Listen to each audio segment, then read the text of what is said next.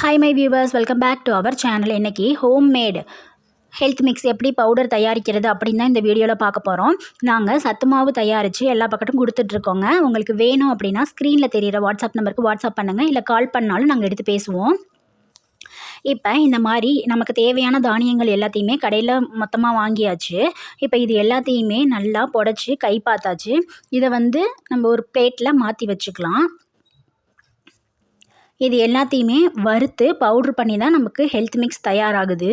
இப்போ இது எல்லாத்தையுமே வறுத்து எடுத்துக்கலாம் வாங்க. ஃபஸ்ட்டு ஒரு கடாய் வச்சு அது சூடானோன்னே நம்மள்கிட்ட இருக்க தானியங்கள் எல்லாத்தையுமே சேர்த்து வறுக்க ஆரம்பிக்கலாம். ஃபஸ்ட்டு சோளம் 1/2 கிலோ அளவு எடுத்திருக்கோம். அதை நல்லா வறுத்து வேறு பிளேட்டில் மாற்றிக்கலாம். அடுத்ததாக கொள்ளுப்பயிறு, அதுவுமே 1/2 கிலோ அளவு தான் எடுத்திருக்கோம். அதையுமே நல்லா வறுத்து எடுத்துக்கலாம். அடுத்ததாக கேழ்வரகு 1/2 கிலோ அளவு.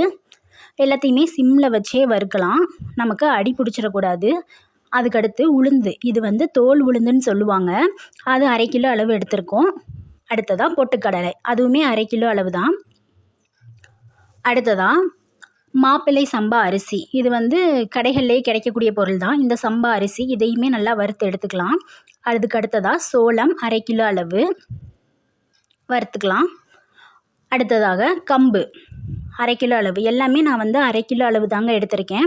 உங்களுக்கு எவ்வளோ தேவைப்படுதோ அந்த அளவுக்கு நீங்கள் வாங்கி எடுத்து தயாரிச்சுக்கலாம். அதுக்கடுத்து சிகப்பு அவுள், வெள்ளை அவுள் இருந்தாலும் அதையுமே சேர்த்துக்கலாம். அதுக்கடுத்து வேர்க்கடலை, இது நல்லா வறுபடணும். நம்ம வறுக்காத கடலை தான் வாங்கி வச்சுருக்கோம், அதனால் நம்ம வீட்டிலையே வறுத்து எடுத்துக்கலாம். அதுக்கடுத்து எள், நான் வெள்ளை எள் எடுத்திருக்கேன். நீங்கள் கருப்பு எள் இருந்தாலும் அதை சேர்த்துக்கலாம்.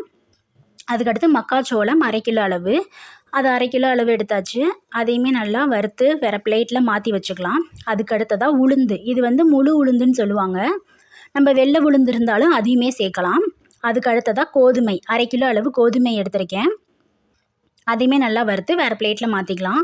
அடுத்தது பாசிப்பயிறு 1/2 கிலோ அளவு. எல்லாமே சிம்லேயே வச்சு வறுக்கணும், அடி பிடிச்சிடக்கூடாது, இல்லைன்னா தீஞ்ச வாடை வந்துடும். அதுக்கடுத்து முந்திரி பருப்பு, நான் 100 கிராம் அளவு எடுத்திருக்கோம். நீங்கள் எவ்வளோ வேணுமோ எடுத்துக்கலாம். அதுக்கடுத்து பாதாம் பருப்பு 100 கிராம் அளவு எடுத்திருக்கோம். அதையுமே நல்லா வறுத்துக்கலாம்.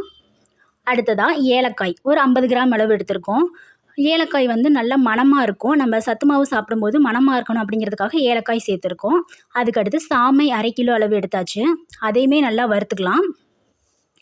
அடுத்ததாக வெள்ளை சுண்டல், நாங்கள் கருப்பு சுண்டலும் தாங்க 1/2 கிலோ எடுத்திருக்கோம். இது வீடியோவில் ரெக்கார்ட் ஆகலை. வெள்ளை சுண்டல், கருப்பு சுண்டல் 1/2 கிலோ அளவு எடுத்திருக்கோம். அதுக்கடுத்து சோயா பீன்ஸ் 1/2 கிலோ அளவு. அடுத்ததாக கருப்பு கவுனி அரிசி 1/2 கிலோ அளவு. இதெல்லாம் உடலுக்கு ரொம்ப சத்து தரக்கூடியது, அதனால் இந்த அரிசியெல்லாம் சேர்த்துருக்கோம்.